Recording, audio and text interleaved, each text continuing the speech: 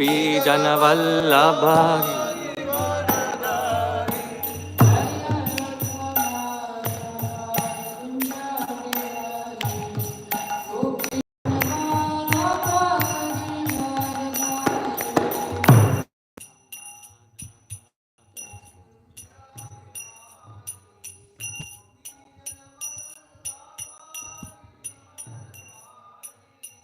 Yashodanandana Vraja Janaranjana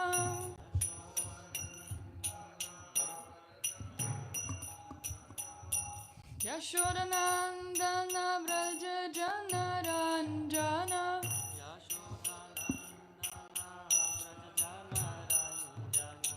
Yamuna Tiravanachari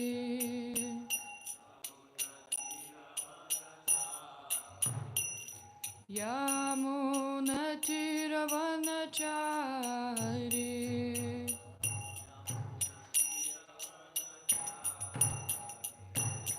Jaya Radha Madhava Kunja Bihari Gopi Janavallabha Girivaradhari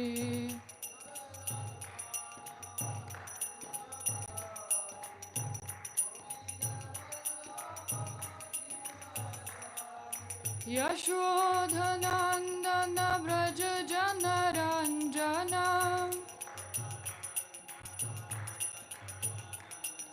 Yashodhanandana Vraja Janaranjana Yashodhanandana Vraja Janaranjana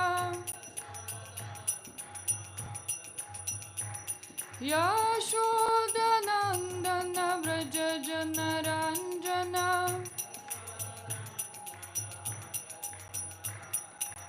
Yamuna Tiravanachari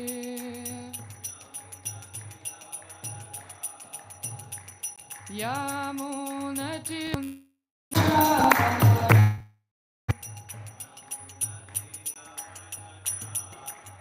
Jaya Radha Madhava Radha Madhava Radhe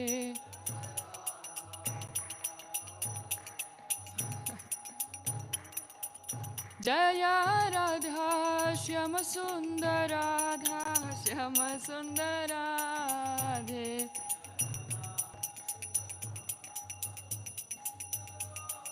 Jaya Radha Govinda Radha Govinda Radhe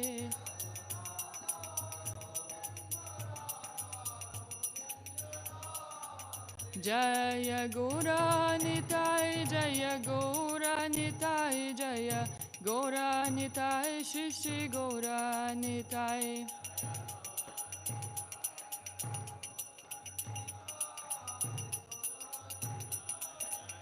Jaya Jaya Prabhupada Prabhupada Prabhupada Jaya Jaya Prabhupada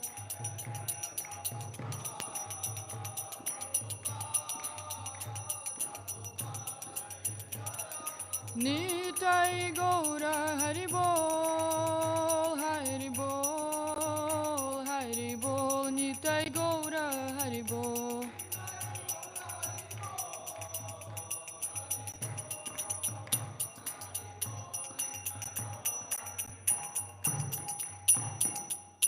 Go Premanande Hari Haribol Grantaraj Śrimad Bhāgavatam Ki Jai. This is how we put garland on Srila Prabhupada's, right? Not very comfortable. Maybe we should put it in a different way. Jai. My Guru Maharaj says when we actually garland, it's supposed to soften our hearts. If you get the garland, you should garland yourself because it will soften your heart. That's nice. Thank you so much for coming to Bhagavatam class. This song, what we sing in the beginning, Jai Radha Madhava, you're all familiar with. It's very, actually it's very confidential song. All these names, what we sing in, these actual names of Krishna. My Guru Maharaj gives this nice example how if someone calls you by your name or by just, how we call each other Prabhu, right? Or something like that, this is not as confidential or intimate if someone calls you by your nickname. If someone knows your nickname, then even out of thousands of, if you're in a crowd of thousands of people, and someone calls you how your mom called you in your childhood, then right away you'll pay attention to this person, even in a big crowd. So similar, when we call out in this way to Krishna, he will pay more attention to us. Yeah, very beautiful bhajan. All right. Om Namo Bhagavate Vasudevaya. Om Namo Bhagavate Vasudevaya. Om Namo Bhagavate Vasudevaya. Narayanam Namaskritya Naram Cheva Narottamam Divyam Saraswatim Vyasam Tato Jayam Jirayed Nashta Prayeshva Bhadreshu Nityam Bhagavata Sevayam Bhagavati Uttamashloke Bhaktir Bhavati Naishtikim. Before reciting the Śrimad Bhāgavatam, which is the very means of conquest, one should offer respectful obeisances unto the personality of Godhead, Narayan, unto Narayana Rishi, the supremest human being, unto Mother Saraswati, the goddess of learning, and unto Srila Vyasadeva, the author. By regular attendance in classes on the Bhagavatam, and by rendering of service to the pure devotee, all that is troublesome in the heart is almost completely destroyed. And loving service unto the personality of Godhead, who is praised with transcendental songs, is established as an irrevocable fact. So we have a quiz. What should you do so all the troublesome in the heart is almost completely destroyed? 2 things. Yeah, attend Bhagavatam class and?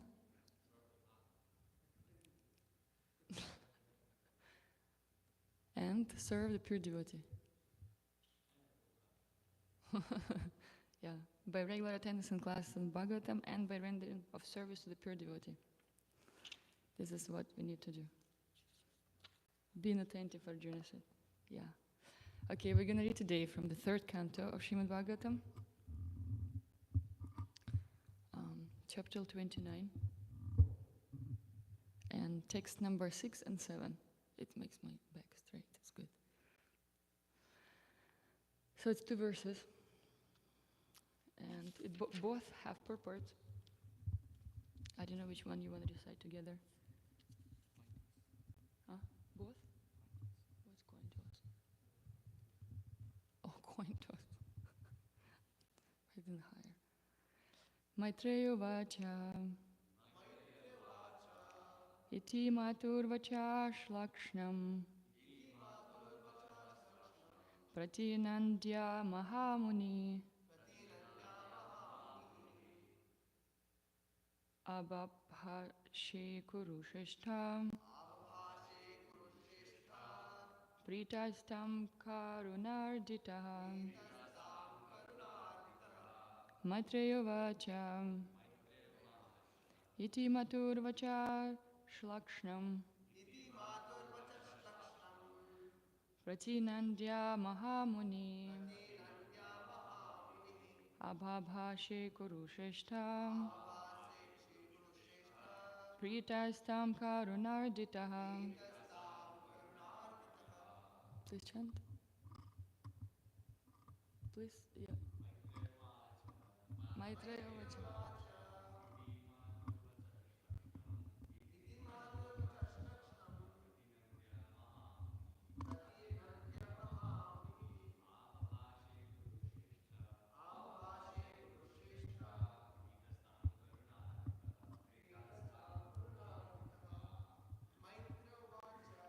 Maitreya Vacha. Shlakshnam.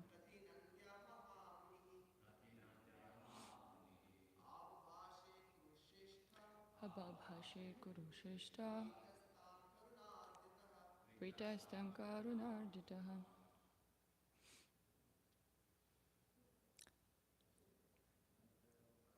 Maitreya Vacha. Timatur Vacha Slakshnam.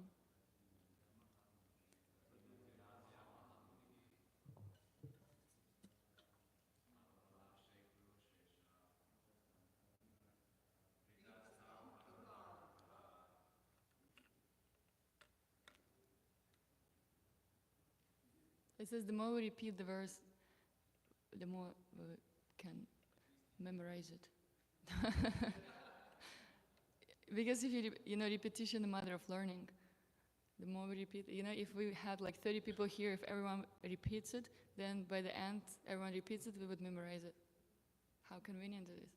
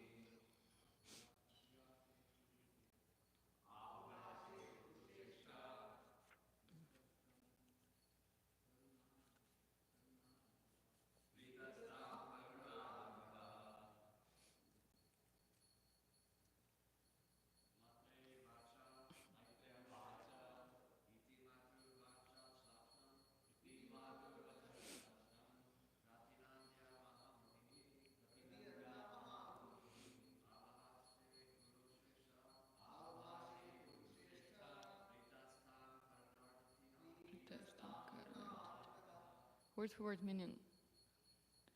Maitreya Uvacha.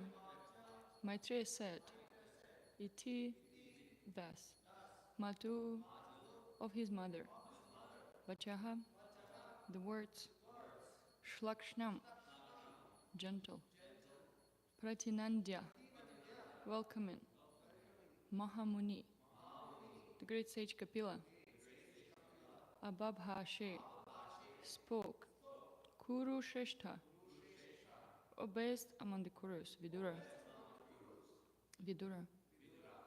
Prita, pleased, Tam, to her, Karuna, with compassion, Arditaha, moved.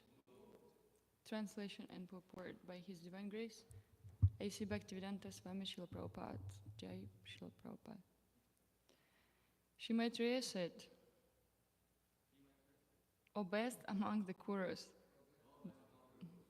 the great sage Kapila, moved by great compassion and pleased by the words of his glorious mother, spoke as follows. So who is talking to whom?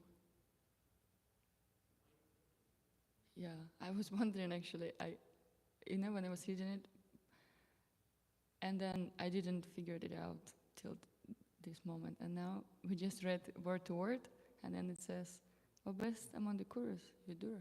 So Krishna fulfills all the desires to know. Yeah. Shri Maitreya said, O best among the Kurus, the great sage Kapila, moved by great compassion and pleased by the words of his glorious mother, spoke as follows. Purport. Lord Kapila was very satisfied by the request of his glorious mother, because she was thinking not only in terms of her personal salvation, but in terms of all the fallen conditioned souls. The Lord is always compassionate towards the fallen souls in this material world, and therefore He comes himself or sends His confidential servants to deliver them. Since He is perpetually compassionate towards them, if some of His devotees also become compassionate towards them, He is very pleased with the devotees. In Bhagavad Gita, it is clearly stated that persons who are trying to elevate the condition of the fallen souls by preaching the conclusion of Bhagavad Gita, namely full surrender unto the personality of Godhead, are very dear to him. Thus, when the Lord saw that his beloved mother was very compassionate towards the fallen souls, he was pleased, and he also became compassionate towards her. I'll read the next verse. Shri Bhagavan Vacha Bhakti Yogo Bahu Vidho Margar Bhamini Bhavyate Svabhava Guna Magrena Pumsambhavo Vibhidyate. Lord Kapila, the personality of Godhead, replied, O noble lady, there are multifarious paths of devotional service in terms of the different qualities of the executor. Purport. Pure devotional service in Krishna consciousness is one because in pure devotional service there is no demand from the devotee to be fulfilled by the Lord. But generally people take to devotional service with a purpose. As stated in Bhagavad Gita, people who are not purified take to devotional service with 4 purposes. A person who is distressed because of material conditions becomes a devotee of the Lord and approaches the Lord for mitigation of his distress. A person in need of money approaches the Lord to ask for some improvement in his monetary condition. Others who are not in distress or in need of monetary assistance but are seeking knowledge in order to understand the absolute truth also take to devotional service, and they inquire into the nature of the Supreme Lord. This is very nicely described in the Bhagavad Gita 7.16. Actually, the path of devotional service is one without a second, but according to the devotee's condition, devotional service appears in multifarious varieties, as will be nicely explained in the following verses.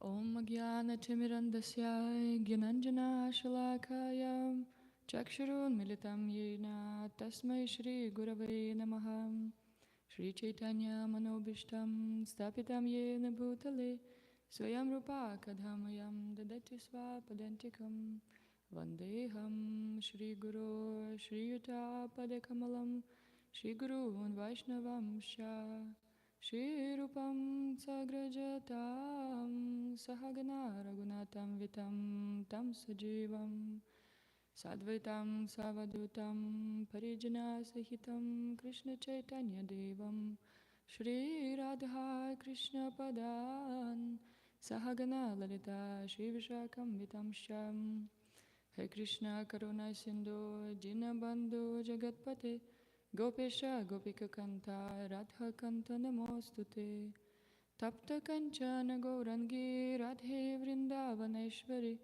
Vrishabhanusute Devi Pranamami Hari Priyam Vancha Kalpatarubhyascha Kripa Sindhubhya Evacha Patitanam Pavanebhyo Vaishnavebhyo Namo Namaha Jaya Shri Krishna Chaitanya Prabhu Nityananda Shri Advaita Gadadhara Shri Vasadi Gaura Bhakta Vrindam Hare Krishna Krishna Krishna Hare Hare Hare Rama Rama Rama Hare Hare. One more very important prayer. Kathanchana smrite yasmin dushkaram sukaram bhavet vismrite viparitam syat Shri Chaitanyam namamitam. Things that are very difficult to do become easy to execute if one somehow or other simply remembers Lord Chaitanya Mahaprabhu. But if one does not remember him, even easy things become very difficult. To this Lord Chaitanya Mahaprabhu, I offer my respectful obeisances.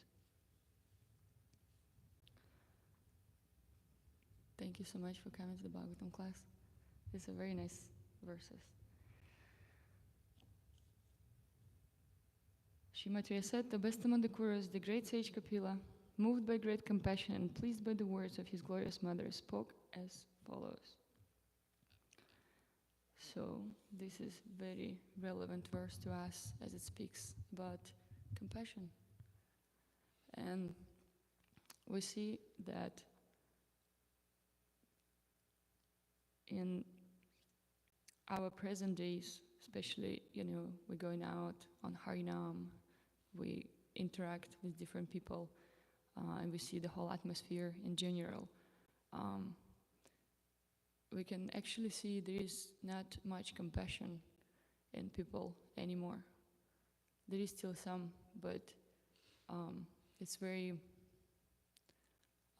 kind of on the surface. It's not very deep. And honestly speaking, this verse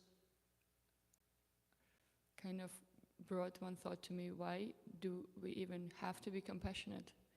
Why? Who asks you to be compassionate? Why you have to care about someone else, right? We see nowadays it's so much propaganda of the mentality that, you don't have to care for anybody, you have to care for yourself because no one else will care for you. You have to arrange everything yourself. You have to arrange, you have to think. Very, very prominent. And I was thinking, why is it like this? That people don't care anymore so much. Even, comparing with different, even like 30 years ago in my childhood, 25 years ago, right? Or even earlier, people seem to be more kind and compassionate. And I was just thinking how this suffering, what we all experience, and especially when we don't have God consciousness, right? There's so much suffering, and there is no one to compile it to, right? No one to tell about it. So people's hearts become very hard. And when heart is very hard, there is hard to express compassion in a very genuine way. And with devotees is different, because as we practice this devotional service, if we actually practice it, right? We chant in, we read in, right? You see how with some time, with the years, the heart becomes, it melts, the heart becomes not as hard. There are even prayers. There is a bhajan, I believe it's Parama Karuna, where it says that if we, let me just bring it up. It just came to me.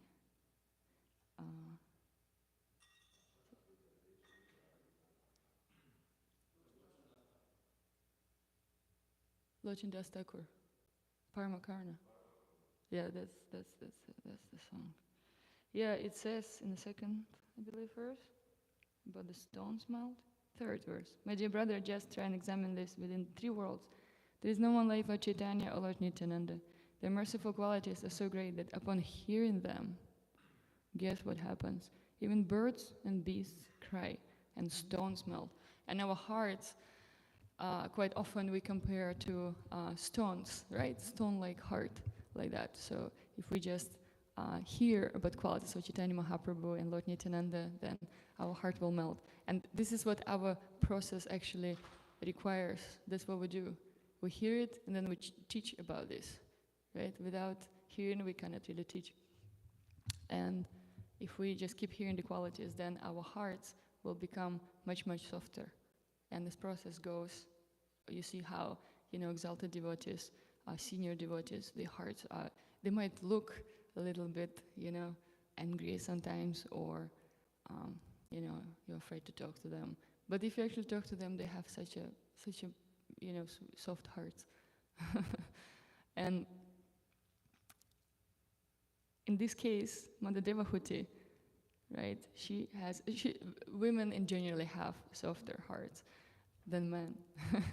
It's just the nature like this, right? More emotional, more sensitive. But there are many different examples, of course, in Śrimad Bhāgavatam, how pure devotees, they have so much compassion. A very nice example, the first person we meet in Śrimad Bhāgavatam, Maharaj Parikshit, right? When he started hearing Śrimad Bhāgavatam from Shrikadeva Goswami, he very nicely explained this 5th canto. 5th canto is, in the end, gets a little bit intense. It describes in details all the hellish planets. Very detailed. And first question what Parikshit Maharaj asks after he hears all these topics, he asks, how can we help actually other people? How can we save them from to go to these conditions, to go to hell like that? There is so much compassion. It's very inspiring to hear. And we see Prahlad Maharaj also when Lord Nrsimhadev appears and he saves him from, being treated very badly by his father. First thing he says also that, I don't want anything for myself. I want all good for others. It's a very famous prayer, right? Like that. And there was someone else. I mean, every devotee, literally, we see how compassionate Vaishnavas are. And by Vaishnavas, I mean, like all God-conscious people. If person has some kind of understanding of God consciousness, right, there will be compassion. And coming to the topic that, I was thinking why people even have to be compassionate. It's not like we have to, we have it already. And why? Because Krishna has it. This is one of the most prominent qualities of Krishna, and we are part of Krishna, right? So we already have it, even if you kind of don't know, or your heart became very hard, you still have it, like naturally, the heart becomes moved by seeing some kind of, bad things going on.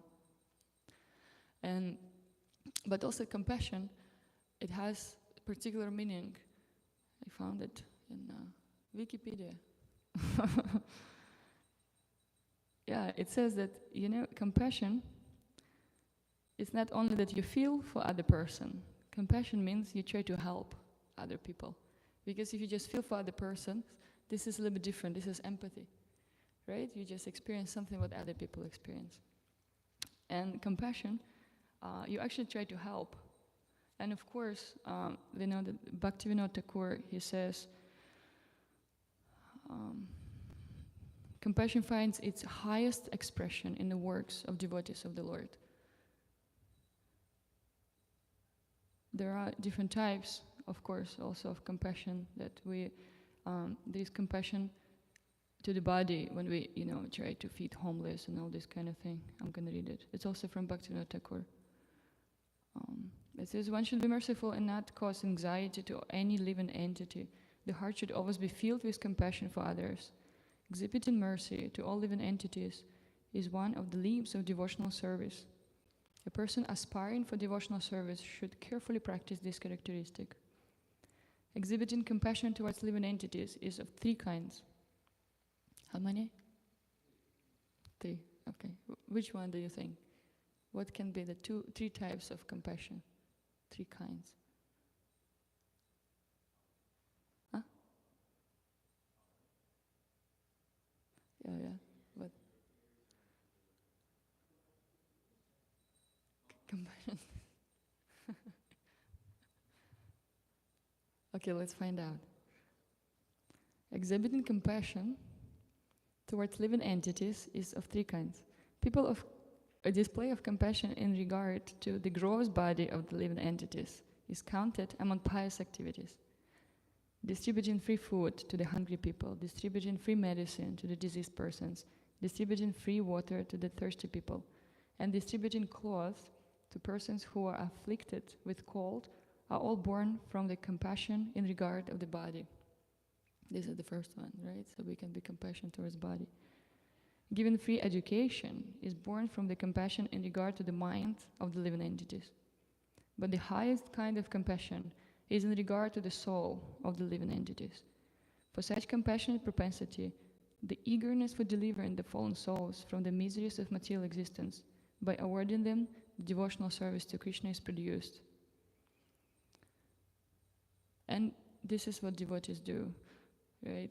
We care mostly for the soul of a person. Because if we actually give knowledge about the soul, person will be able to, deal with everything himself or herself like that. This way it's the highest knowledge. It says in Bhagavad Gita, he is the perfect yogi who by comparison with his own self sees the true equality of all beings. in both their happiness and distress, O Arjuna. And in purport, Srila Prabhupada says how that Krishna conscious person is aware of everyone's happiness and distress by dint of his own personal experience. And the cause of the distress of the living entity is forgetfulness of his relationship with God. And the cause of happiness is knowing Krishna to be the supreme enjoyer of all the activities of the human being, the proprietor of all lands and planets, and the sincerest friend of all living entities. Suhridam sarva bhutanam, right? This is the closest friend to us. And yeah, by personal experience, so anybody had any sufferings here? Oh, it's only me. Yeah? Oh, really? Wow. Okay, you guys. But yeah, happiness or distress, so by comparison to our own selves, we can understand better. And we all experience, we're in the material world, we all experience troubles, in the mind, in the heart, in the body, right? And just by comparison to our own self, we can understand what other person feels, what other people feel. And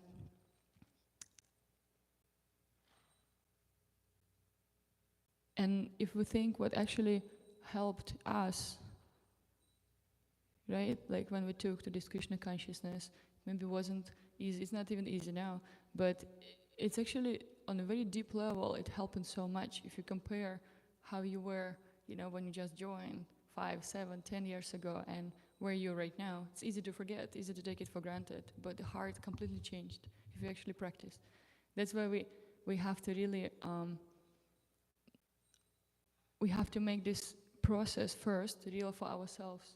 If we experience how it helping us, we will be able to help other people. It becomes very practical knowledge. If it's only in theory, we can say so many things to people, but because it's not realized by you, most likely they won't listen to us. They might, but the best preachers, people who actually, they experienced it themselves. Yeah, I was suffering also so much, but then this what helped me, let me share it with other people, right? And we know that happiness becomes much bigger. This is natural propensity to share. Someone was given this story, right, about Lord Shiva and Narada Muni, how he got this Mahaprasadam, right? And then the first thing what he wanted to do, he wanted to share. Not prasadam necessarily, but he wanted to share what just happened, right? It's so natural for us to share, because when we share, when we don't keep everything to ourselves, it's very, you get even more from it,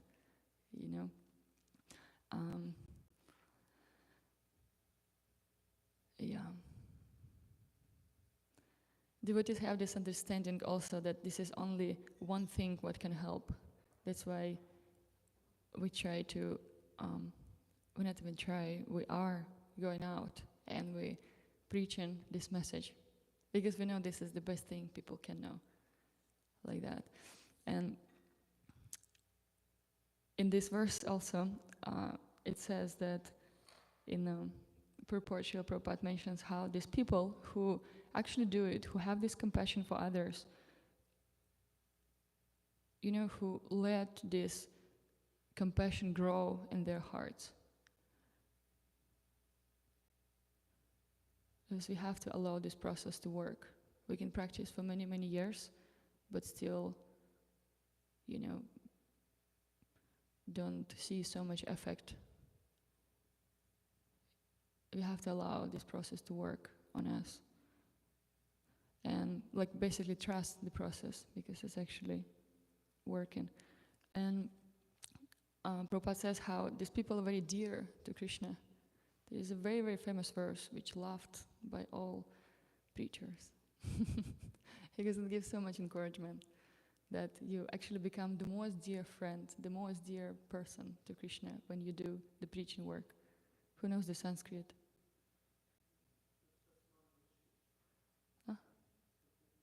Louder. It's the ultimate Bhakti Shastri verse. Ultimate meaning that you just, if you have this verse in your heart, you'll be very pleased, you know.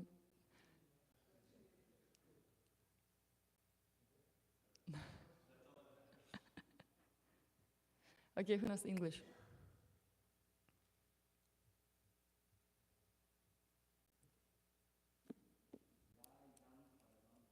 Tulsi, yeah.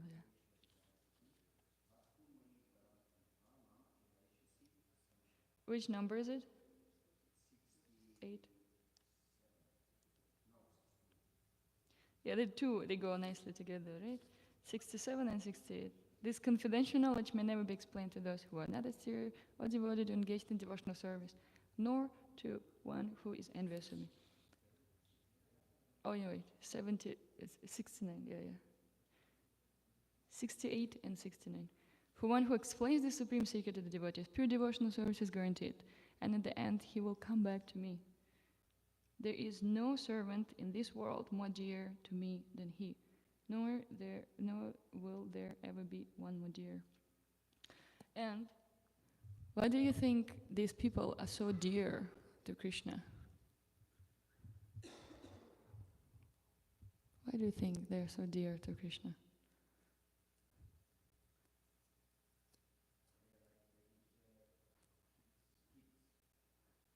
Yeah, because they like to take care of their kids. Yes, you see in this verse how when Mother Devahuti, she expressed her like deep compassion, right? She didn't want something for herself. She just wanted, like, you know, explain it for everyone what to do, you know, what to do with all this world. Kapila Muni, he became very, very pleased with her. And it's actually because this compassion, this is one of the prominent qualities of Krishna, and this is what he has in his heart. This is what Srimati Radharani does. This is what gopis do, right? They bring others to Krishna by all means. You know, they have so much love for Krishna, but what they do, they bring others. They're more happy when they can bring at least, you know, one person closer to Krishna. So beautiful, isn't it? Like so selfless. And if okay, imagine, for example, if you say something to a person, something to do, something to follow, maybe you're teaching someone, right? And then someone actually does it. Someone actually does exactly what you said. How pleasant is that to your heart? You know, like this, you just realize it's like, oh, and imagine if someone does something without you even saying it to them. How deep is that, right? They actually know your heart. They know what's pleasing to you. This person, you know, it just naturally will be very dear to you. We hear about this like 3 types of intelligence, right? The disciple to the spiritual master, that, you know, one is when spiritual master tells you what to do and then you actually do it. Another one, spiritual master tells you what to do and you kind of try to do it, but you're actually not doing it. And that the highest of it, that spiritual master doesn't even tell you what to do, but you know what he likes. You know, my spiritual master likes when, you know, we distribute books, when we care for each other, and without even asking him, I start doing it, right? And he sees it, and he becomes very, very pleased. So this is how it is with Krishna. When we show, or when we give this compassion to other people, right, we become we're basically just kind of hitting his heart with it, you know. He can't be indifferent. He's never indifferent. But it says that, you know, they become very dear to him. There is no more dear. That's why it's so, like, beautifully put. And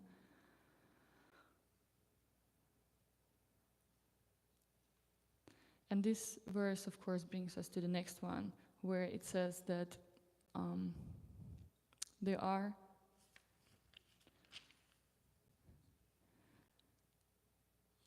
multifarious paths of devotional service in terms of the different qualities of the executor. So different people are in different places, right? In this. in this world, that some people, they have different practices, some people they don't. And there's a very nice verse in Bhagavad Gita which says that we basically have to meet people where they are, that according to their position where they are.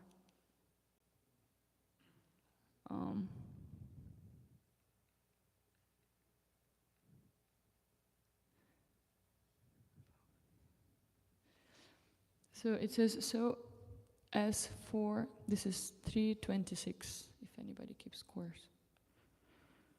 So as not to disrupt the minds of ignorant men attached to the fruitive results of prescribed duties, a learned person should not induce them to stop work.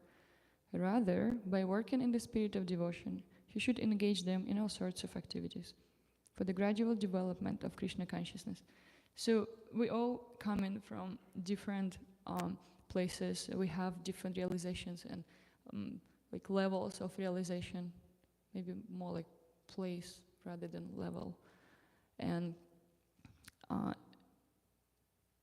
but we just have to make people to take up to this process of devotional service, and gradually, they will come to the highest realization of it, which is Krishna consciousness. I remember I had this. We were reciting prayers with my sister, and like it was Christian prayers, and we would recite it. We kind of took a vow to recite these prayers every day, and we were reciting them, and it's it's all about kind of please forgive me. There is so much fear. That's how prayers are sometimes, and this is just a fact. And I was thinking, wow, there's so much guilt kind of going through these prayers. I didn't tell her, but we were just reciting them. And then at some point, and there is always like, you say like the Father, no, the Son of God, right? Like that, because, she's Christian, the Father of God. And then I asked her, like, who's the Father of God, actually? She didn't reply, like she couldn't really, she didn't know. But she didn't, it was a very interesting conversation because she didn't know what to say. But he has to have a father, right? And I said, actually Krishna is Father of God.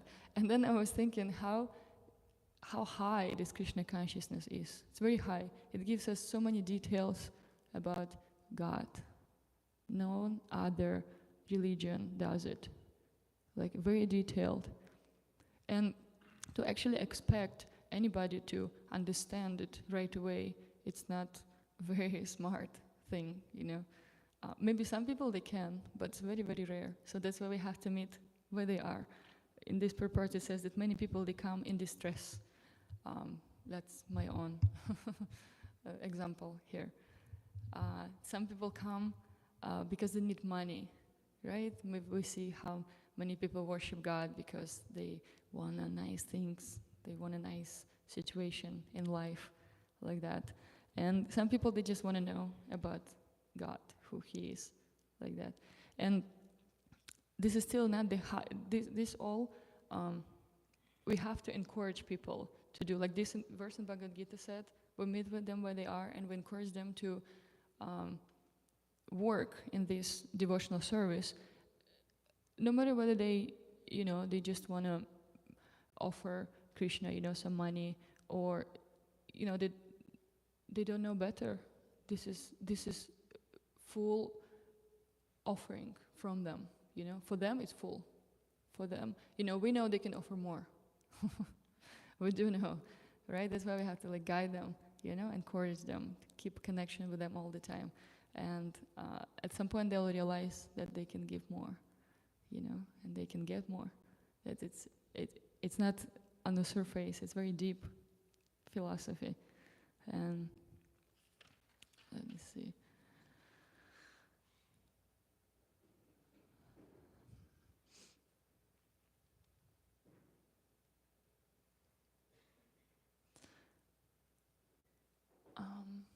Yeah, I could say something else, but let's see if you have any thoughts or questions, corrections, realizations, anything what comes to your mind.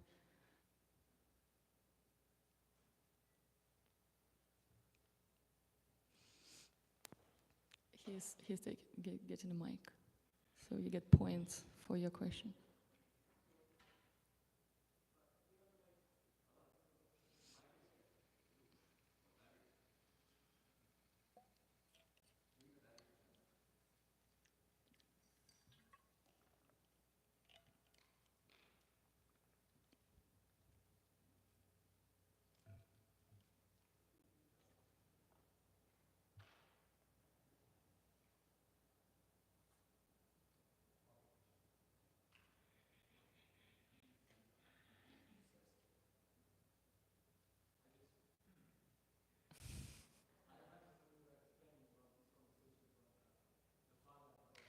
Mm.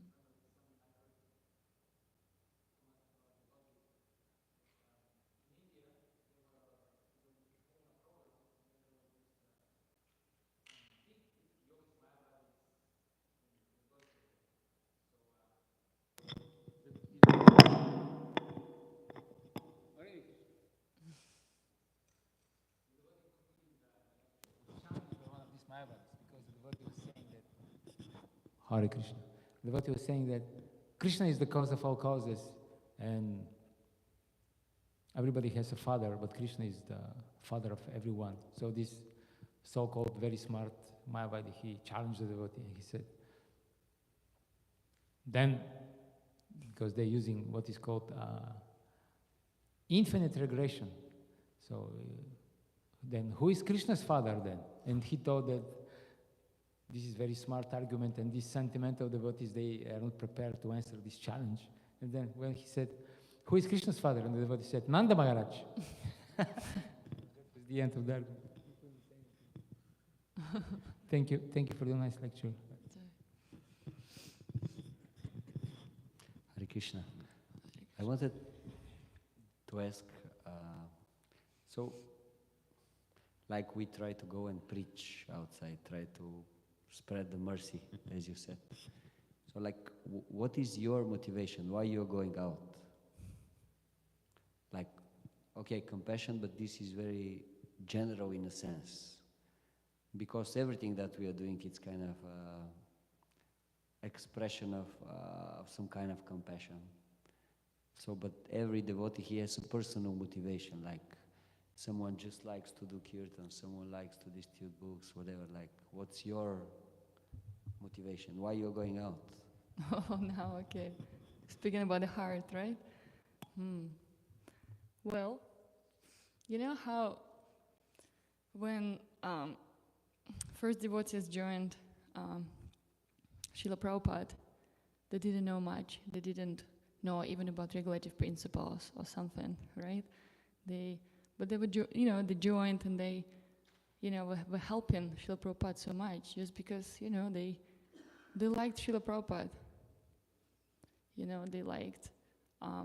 They just liked his personality. They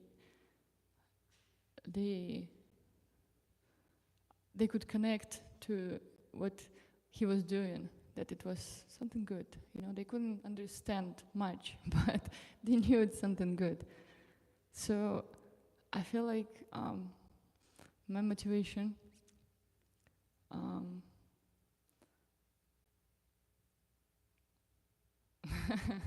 I, honestly speaking, I admire Ramra Prabhu so much, and I want to be part of this offering to Indra Prabhu. That's my main motivation. That I don't understand much. I just literally understand that there's something really high and really good, and I want to be part of it. Also how it says that Lord Chaitanya's movement, it will be spread anyway, whether with our help or without our help. And this is just our own choice whether we want to be part of it or not. No one will drag you like this. This is free will.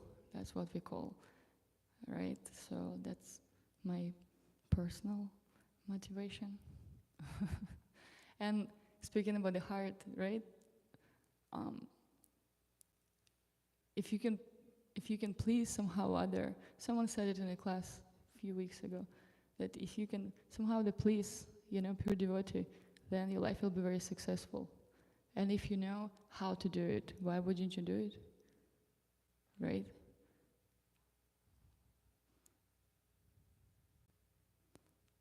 Anything else?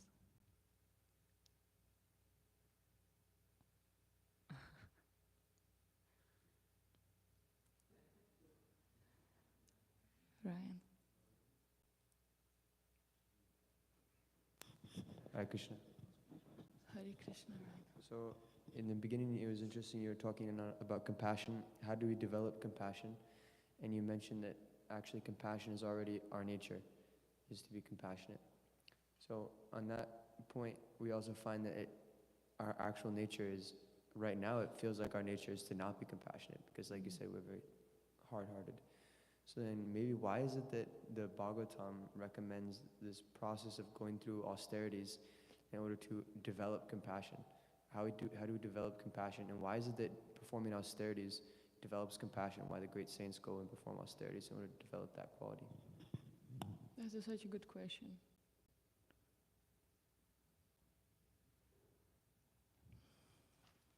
Let's turn to Bhagavad Gita. Which one was it? 26.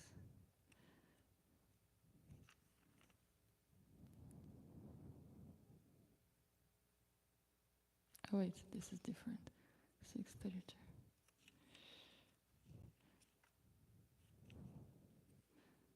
632. That's a good verse. That's a very good verse. It says that, by experiencing something ourselves, we can feel what other person experiences actually, right? For this thing, we have to really be in tune with ourselves, because it's easy to, forget something. And then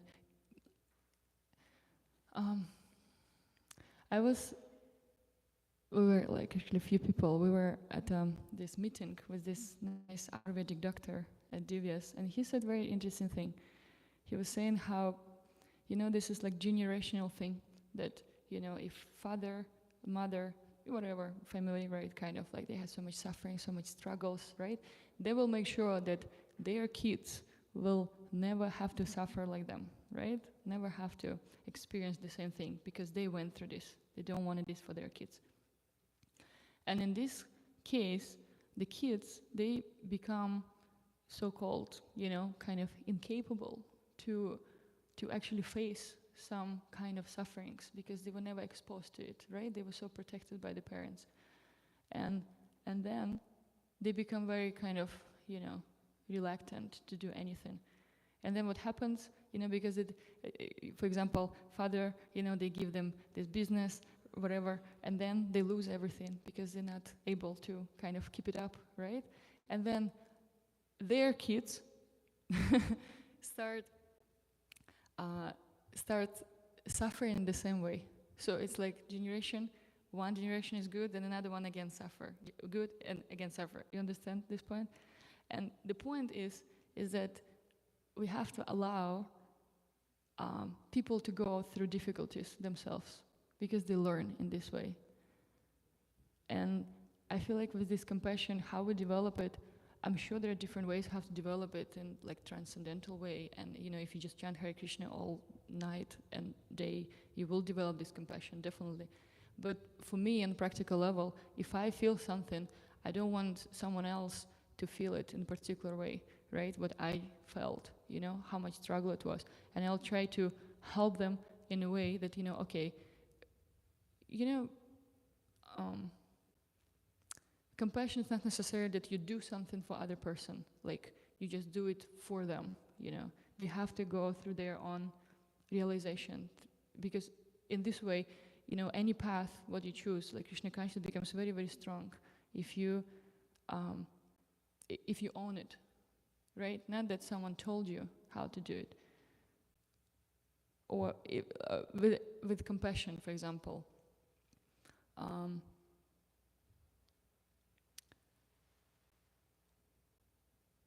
we I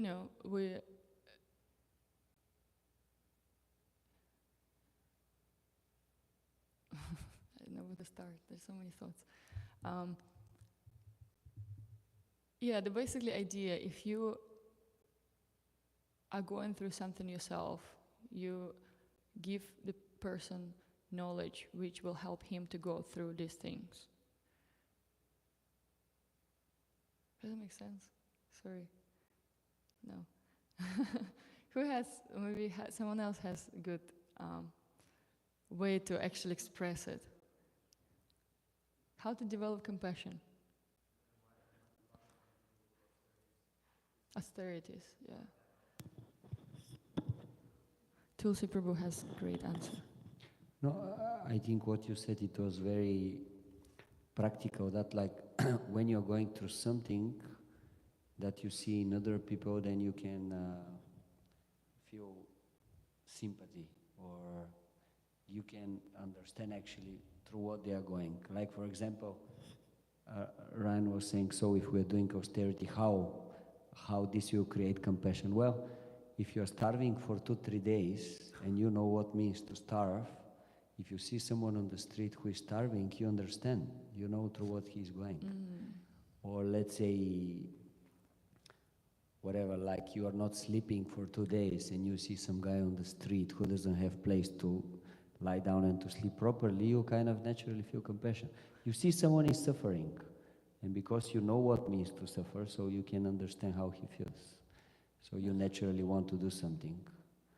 Yeah. But of course, like as a devotees, we know that the best way to help is to give him knowledge.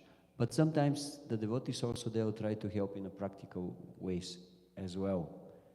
Like if someone is a family person, it's like kind of his duty to help people who are in not a good material condition. It's like part of his duties. And of course, give him transcendental knowledge, or give prasadam, like that. Donation to Prabhupada once gave donation to the children of his disciple, a small kid. He gave him $10 or something. I just wanted to say also that austerities purify us. So when we are purified, then we are more compassionate. By, everybody has to experience a certain amount of suffering in this life. If you take it voluntarily through austerities, then you speed up the process and you do it consciously, and then the purification takes place faster compared to just wait when the material nature will impose it to you. And then once you are purified, you manifest all these nice qualities, compassion, etc. This is actually such a good point. Yeah, both very nice point. Thank you. I just also wanted to say that I remember in this story of Buddha, because he was a king, and actually his life was like Haribo, everything is perfect. The moment he came out, the moment he saw the practical reality, then he developed compassion. So like if you want to develop compassion, just go out on the street and just look around and just see what is the practical situation of the people. Yeah, thank you. And what Pandya Prabhu also said, that we even like by chanting, right? Why sometimes we meet people on the street, they took books, they might even read books, but they say, it's kind of, there is no like so big realization, because they have to chant. Chanting, it's the most important thing, right? Because by chanting, it purifies the heart, and like Pandya Prabhu said, these different qualities, they will naturally, uncovered in you. Like, you see, right now it's very popular, all this kind of, self-work, work on yourself, like traumas, all these things. Before there was no such a thing. And what devotees did, they just did service 24/7. Look at New Vrindavan. Tremendous example, They built this, whole palace of gold. Gosh, that's like, it was very intense, very intense. And chanting and service, right? And gradually, like if you talk to these devotees, they like so They're amazing, you know. They never did any kind of self-work. Yeah, there are some, you know, traumatized condition too. But the point is, they're very, very soft-hearted, very soft-hearted. You know, naturally, it all will be uncovered in you. There is a verse, you know, just to back off with Shastra, how devotees, they have all the good qualities of demigods, that, you know, just by this process, you already have all these qualities. I was thinking, yeah, I don't have compassion. Why I have to be compassionate? This verse, you know, like, I don't want sometimes to be compassionate. I want to think about myself. But then the more you chant, the more you're going out, right? You see how much people suffering, you know. And also I have to add what you have to do, what we all have to do, is associate with such devotees. Associate with devotees who have this compassion, you know, with senior devotees who really have motivation to help people. And when you see them, how they react on particular situations, it's like your heart just like squeezes in so many things, and like, wow, I just want to be like this devotee one day. You know, this is very powerful impression in the heart, very powerful samskara. And even if we right now we're not like this, just by, you know, hearing from such devotees and seeing them in, how do you call it, in action, then it will melt your heart, ultimately. Yeah. Prema. I was just going to share that even in Islam, they practice Ramadan. And Ramadan is also to experience, like they fast to experience the suffering of others who don't have enough food. So that's the big point of why they do Ramadan. And so yeah, that's just piggybacking off. Thank you, yeah. Yeah, any spiritual practice requires, you know, these austerities and all this, you know, whatever path you choose. Tulsi Prabhu. Just wanted also to add that, of course, it depends what kind of austerities we are doing, because there is one book, Waves of Devotion. You know this book, Waves of Devotion? Waves of devotion. Waves of Devotion. The waves, yes. Waves of devotion. So there, Damodar Maharaj is explaining, it's mentioned in Nectar of Devotion, but he's explaining more that the normal austerities of the Karmis and the Jnanis, especially the austerities of the Jnanis, actually one result from these austerities is they make the heart hard. And when the heart becomes hard, you cannot experience emotions. So all these kind of emotions like compassion and these, that actually the idea is just not to experience them. Whereas the process of bhakti, austerities that we are taking, like for example, get up early to see the deities, or reading a lot Bhagavatam, chanting the holy name, these austerities, they make the heart soft. And then actually you can experience all these emotions. That's why in Bhagavad Gita it is said that in first chapter of Bhagavad Gita, what Arjuna experienced, Srila Prabhupada in one purport is saying, actually is due to his soft heart. Because of that he experienced this compassion towards the others. Yeah. Thank you. Grantaraj Śrimad Bhāgavatam ki. Srila Prabhupada ki. Gaura Bhakta-vrinda ki. Jai. All glorious to Gurudev.